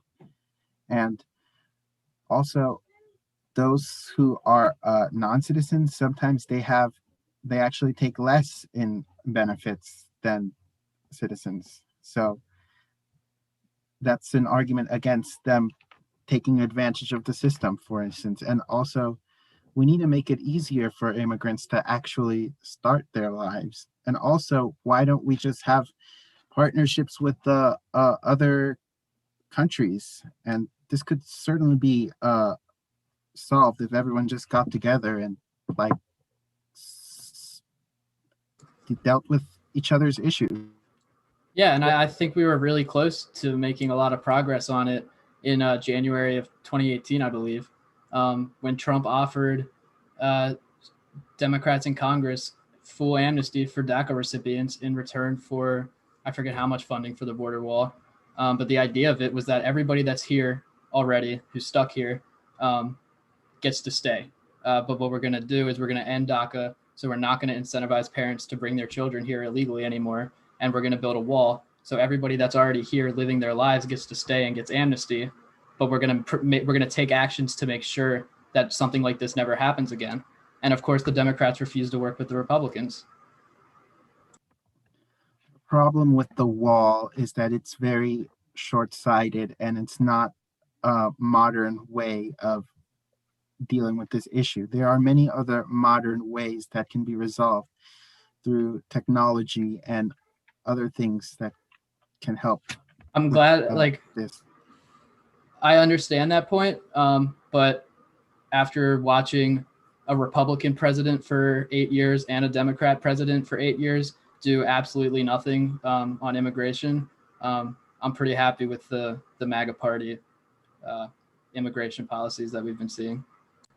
And I would also say on the topic of a wall being ineffective, yes, most illegal immigration or people who overstay do come from valid points of entry, such as airplane terminals and the like, and there are people who just overstay their visas.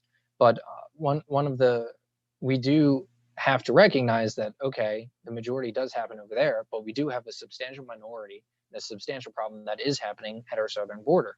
And on the effectiveness of a wall, we saw that in Hungary, which was published by their government, once they put up their wall dealing with the refugee crisis that was happening within Europe during 2015 to 2017, the construction of their border barrier caused a 99.6% decrease in illegal border crossings. It went down from 391,384 illegal crossings in 2015 to 1,418 crossings in 2017.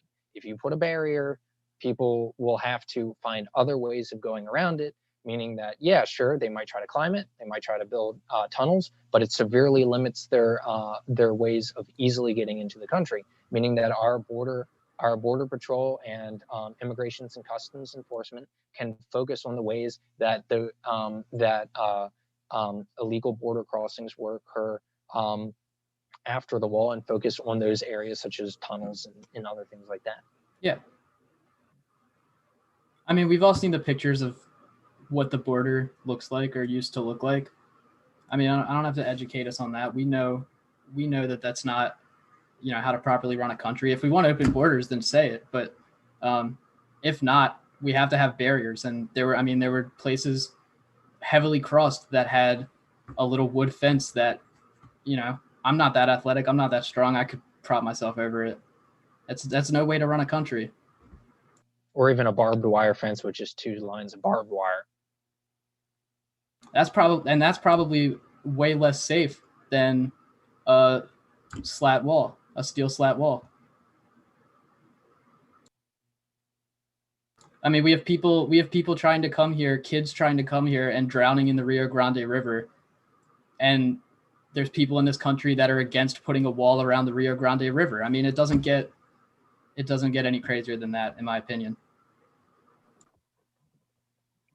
Well, we do have natural barriers, so to speak, and it will be impossible to zigzag through.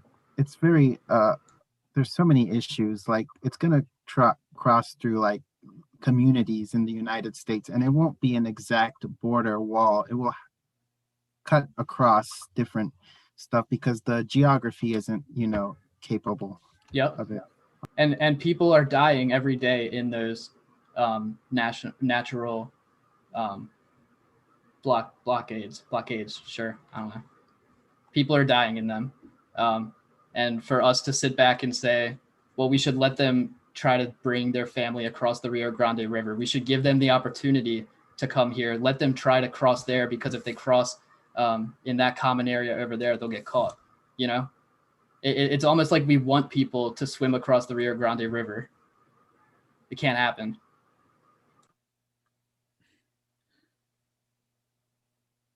It can't happen. We need to handle these asylum cases quicker and in a more reasonable fashion. Right now, the reason they're willing to risk such treacherous passings is because of how flooded our entry points are. The people will spend months or even years down in Mexico trying to get across legally, but we don't allow for a quick and expedient process. Well, you have to think, when we're looking at asylum, we have to be able to be sure that the people who are applying for asylum are truly asylees, people who are fleeing, persecution, either political or religious. And so the thing is that makes it makes it hard, because the thing is we would have to contact, we would need to find out truly if these people are under threat or something like that. Because the thing is anybody can lie that they are, under political or religious persecution in order to try to find a better life and a better economic standing somewhere else. And so the thing is we do need to take our time, and we do need to, vet these actual asylum seekers correctly, so that we don't, allow people to just say, oh, I'm fleeing for my life because the government wants to kill me. We need to find out whether you have a history of, those political beliefs. Have you posted things online that have, might have been inflammatory? Has the government in your place of origin enacted laws or been persecuting people for publishing such things online? We need to do thorough investigations to not just let anybody into the country.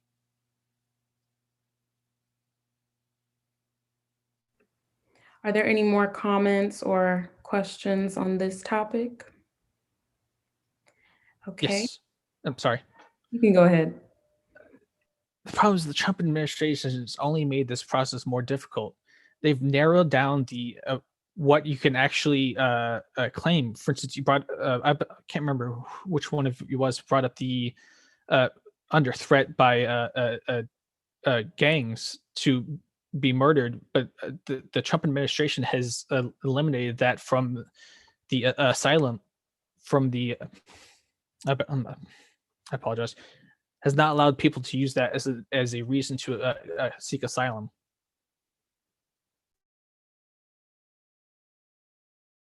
I apologize. I should I've never clarify. heard that. No, I know what you mean. I mean, they narrowed down the definition by what you can seek asylum for. You can no longer seek asylum by saying that somebody wants to kill me. Yes, Right. but I've never by heard that. excuse me, I should say by a gang.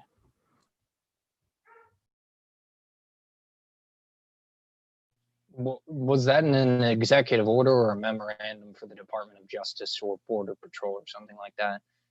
'Cause I'm trying to find it. I believe I've never heard that. I believe it was for Border Patrol. Oh, okay. I'm sorry. I see it. LA Times. It's code. I have to turn off ad blocker. Sorry. I know. I feel the pain.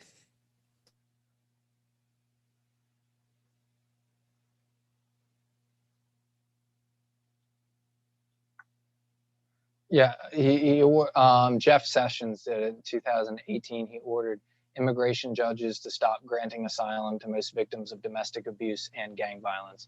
But most victims, it didn't block it altogether. Yeah, I apologize. I should have said the Trump administration, not Trump himself. Oh, no, no. Mischaracterized. I had never heard that before. That's interesting. I'm not going to comment on it because I'm ignorant on it, but it's something I'll look into. All right, that's fair. Is there any more discussion on this topic? Biden built the cages. And Trump made him worse. Okay. So our next subject will be education. So President Trump has promised to make school choice a priority, a program which will give more public funds to privately run schools. Why is this the best option for our schools? And if not, what is the better alternative? We'll be beginning with the GOP.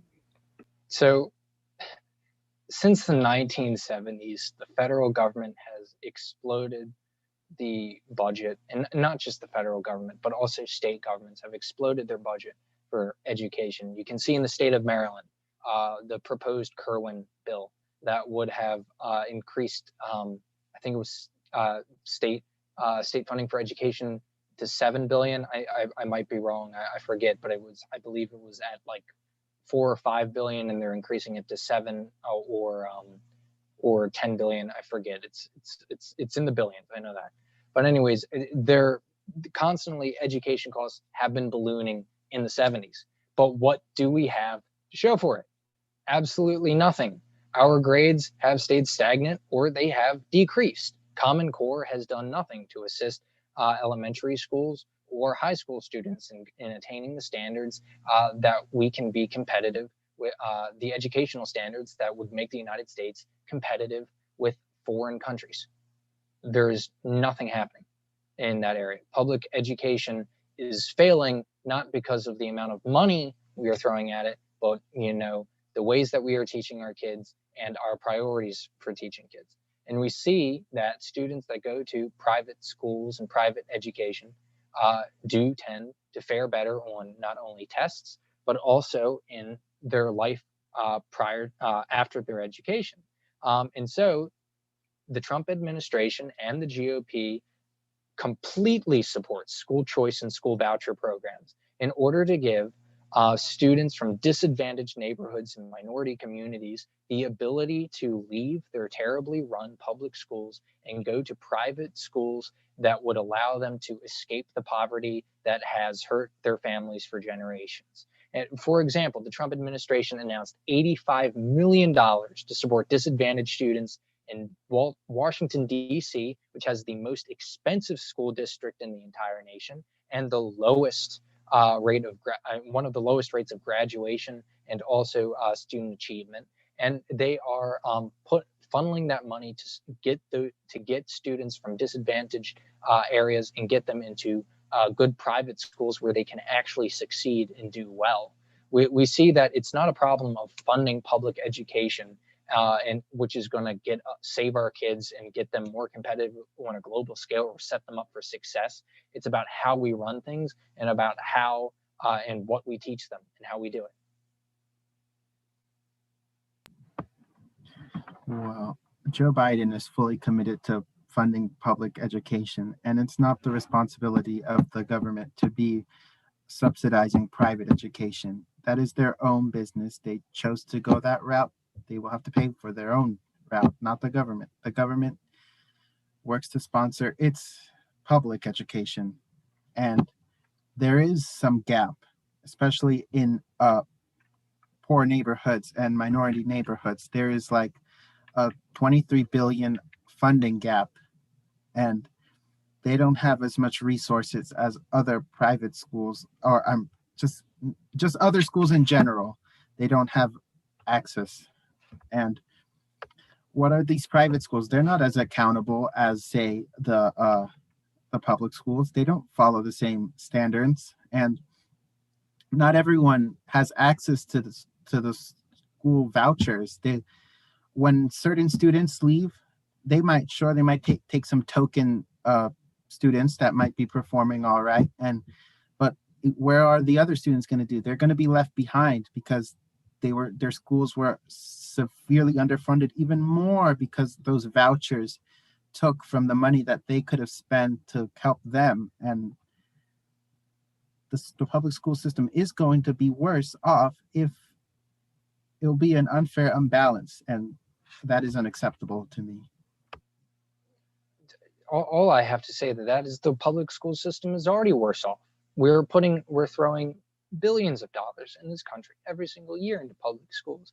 We have nothing to show for it. We have absolutely nothing to show for it. And I think the best way that we can honestly help students in the most disadvantaged areas of the United States in order to actually succeed academically and also economically after their education in order to go to college or even get just trade jobs or anything of the like is to offer them the opportunity and the ability to get school vouchers and support. So the thing is we're calling for an expansion of school vouchers so that more kids can get covered. And it isn't just a select few that win a lottery, that it can be thousands of students across the United States that are able to go to schools of their choice, that they're able to go to private schools, that they're able to get good education. And I wouldn't even be against tax credits for people that want to send their children to good private schools in order to help fund them so that they can get good education that they can. Because we see that as we've just keep on throwing more and more money into public schools, our students are falling into gangs, drug uses has been growing. Teenage pregnancy has been a large problem. We need to be able to provide good educational and also social areas that these students can thrive within good environments so that they can achieve at every stage in their life, not just be able to fund public school and a teacher pushes them along so that they are not a problematic child and they don't have to keep on having them over and over again. We need to do a severe overhaul of the American educational system in order to allow every student to succeed. Would this include religious schools? Because I think that's unconstitutional, actually, to favor, it goes against the Establishment Clause, does it not? No, not if school vouchers are offered. If the school voucher is given to the student and we say, you take this voucher and you choose what school you want to go to, because we're not giving the money to the school, we're giving the money to the student to use for the school. Yeah, as long as the government isn't saying, here's a voucher, you have to go to a Catholic school. That's why they're just saying they're saying here's a voucher because your kid lives in Baltimore City, and we all know the test scores that come out of Baltimore City. It's the sad truth. So what they're saying is here's a voucher, get your kid educated, and I think it's a great program. I think it's going to help. I think it's going to help so many people.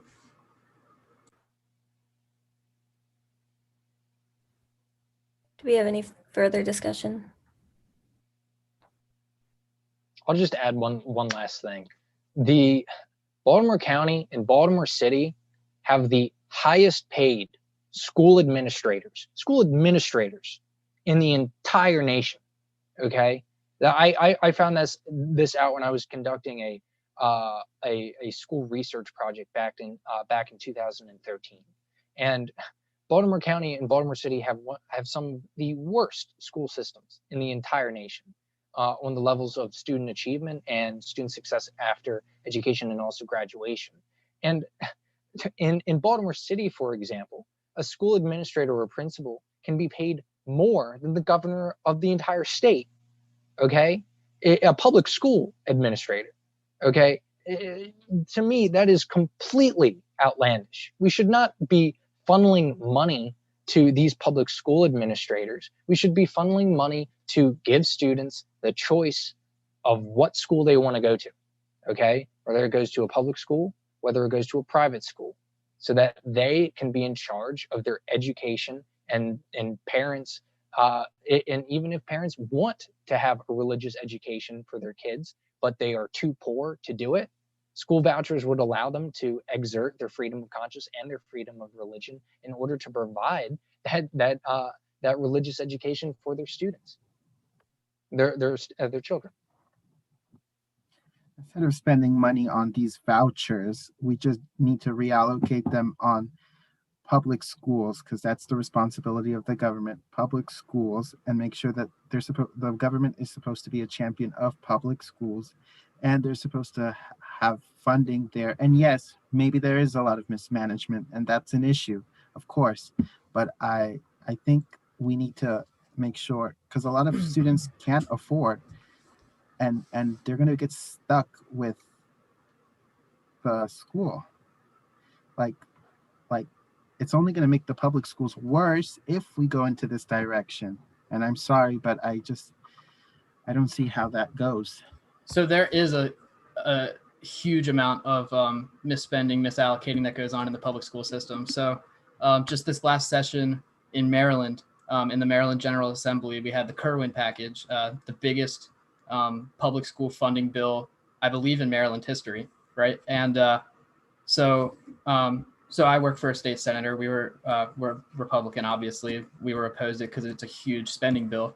But we got all this information. I wish I could reference the study it was from, but we had a chart, and it showed that in Baltimore City over the last 20 years, public school spending has just gone up and up and up and up and up, right? It's gone exponentially up. It's a huge curve. We're giving Baltimore City schools more funding already. Under our Republican governor, we funded public schools more than any governor in Maryland history. So that's a fact. But while that curve was going up and up and up, test scores were literally the same. They did not budge a single year. So at this point, we're just giving these administrators money. We're just giving the school board money. It's not going to the students. The students aren't being educated with that money. I appreciate the wonderful conversation. I do apologize. We are kind of nearing the end of our time. We just have one more question for you guys, if that's okay. Again, great sides. We really appreciate all of you guys coming out tonight. The last education question is, what will your candidate do to ease the student loan debt? Because I'm sure a lot of Towson students are kind of interested in how it kind of directly impacts them. Who's first? Yeah, it's hard to keep track of. I know. I think it's the Dems. I can never remember. Yeah, I think go ahead. right. You guys go. Yeah. My apologies. Sorry about that, guys. 6 in 10 jobs will require a higher education, and Joe Biden sees the importance of ending our student loan debt, and it's going to hurt our economy. It's hindering young people from buying homes, opening businesses, and saving from retirement if they're burdened with student debt. And there's 44 million of Americans, over $1 trillion in student debt. And so one way we can do is to fully fund community colleges, which have worked, and trade schools, which help students succeed. And this will be for families that make under $125,000. And yes, maybe it will spend $73 billion, but it will be easily made up with an extra $168 billion that will help increase our revenue, because these workers are going to be having more jobs, more experience. So that's definitely it's gonna pay out in the end. And also doubling Pell Grants from $7,000 to $14,000. Another issue, if you go into public service, you will have access to $10,000 of debt relief, and through the Public Service Loan Forgiveness Program for every year of service. And also, if you do make less than $25,000, there will be no accrued interest and no payments. For anyone above that, that will be 5% towards their loans. So that's how we will solve the student debt crisis, or at least help and of course, we need more tax increases. Not on the regular people, though. So Donald Trump has already moved in order to provide greater information at the hands of students who are looking at colleges. So he signed an executive order, I believe last year, that directed the administration to publish for the first time ever in the history of the United States detailed data on how much college students earn after graduation, broken down by major, and also how much debt they usually have at the end. And so that would provide every single student to be able to know what school and also what fields of study they want in order to plan accordingly for the debt, and also to stay out of certain fields that would accrue excessive debt. Furthermore, the administration has tightened rules on what's called borrower defense repayment, which has they passed an executive order which states that if you were able to prove that your college has misled you, such as on misleading advertisements about what you're going to be getting out of your education and your credentials that you receive at the end of your education, your entire debt will be forgiven that you take out over the course of that college career. And then finally, the biggest thing that Donald Trump has proposed is modifying programs to link borrowers' monthly payments to their incomes. So Donald Trump has proposed that borrowers will pay 12.5% of their discretionary income, defined as the adjusted gross income minus 150% of the federal poverty level, for 15 years. And after that 15 years, after everything that you paid, no matter what you have left on your student loans, the debts are forgiven. And so that would not only be a way for students to, carry their obligations, because we don't want to have just everyone's debt, automatically forgiven, because one, that would cause a massive disruption of credit within the American economy, which would be crazy for banks and also credit agencies to have to deal with the trillions that are currently out. But it would allow students to fulfill their obligations, creditors, and to get some of their money back, while also allowing for debt forgiveness for the people that have the most excessive amount of debt, in order to allow them to be more contributors of society and not have to deal with that weight that is on them. Okay, I'm gonna stop that discussion right there just because of time reasons. And to end on a lighter note, I was just wanted to ask if you could answer like in a one word or two, I guess, because first name, last name possibly. Who is your personal like political inspiration for all of you to answer? Winston Churchill for me.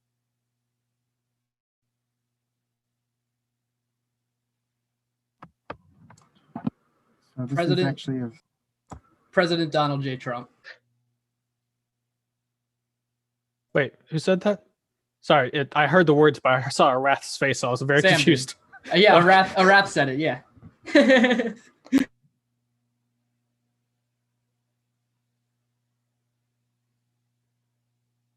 Arath, I think you were about to go. So this has definitely been a interesting question, because it's certainly evolved over time. So